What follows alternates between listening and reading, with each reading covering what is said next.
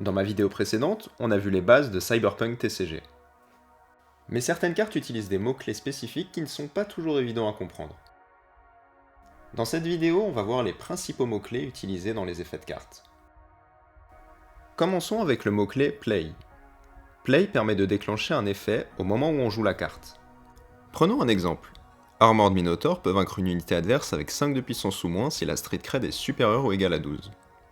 Dès que la carte arrive sur le terrain, si la condition est remplie, son effet s'active immédiatement.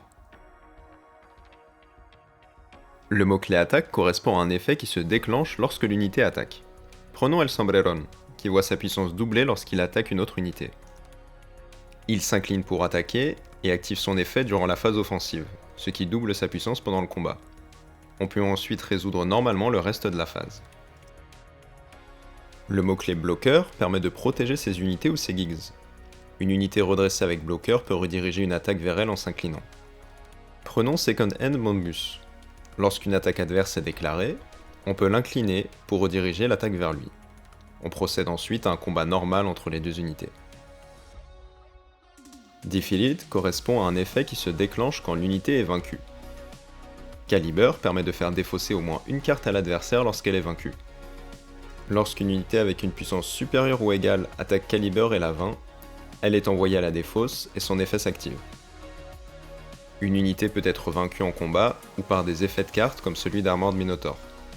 A noter qu'une unité renvoyée dans la main ou dans le deck n'est pas considérée comme vaincue. Une carte possédant une icône Spend peut déclencher un effet en s'inclinant. Par exemple, Kerry Eurodyne peut être incliné pour piocher 2 cartes si on possède un gig au maximum. Si la carte est redressée, on peut l'incliner pour activer son effet. Elle ne peut ensuite ni attaquer ni réutiliser son effet ce tour, sauf si elle est redressée par un autre effet. Call est un mot-clé propre aux légendes. Il s'applique lorsqu'on appelle une légende en inclinant 2 Eddies. Pour rappel, un appel de légende peut se faire pendant sa propre play phase ou pendant la attack phase adverse. Lorsque Dum Dum est appelé, on peut détruire un équipement allié pour piocher 4 cartes ou simplement piocher une seule carte. On incline donc 2 Eddies et son effet se déclenche immédiatement.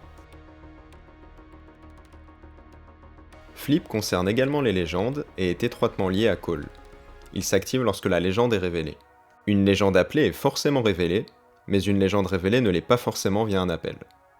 Avec Victor Vector, on regarde les 5 cartes du dessus du deck et on peut ajouter jusqu'à 2 équipements à la main.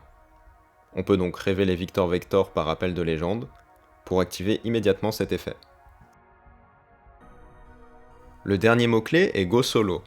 Il permet de jouer une légende comme une unité normale.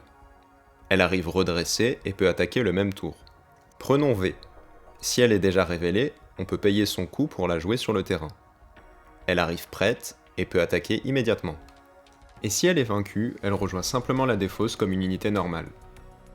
Voilà pour les mots-clés révélés jusqu'à maintenant. Une fois qu'on les connaît, la lecture des cartes devient beaucoup plus simple.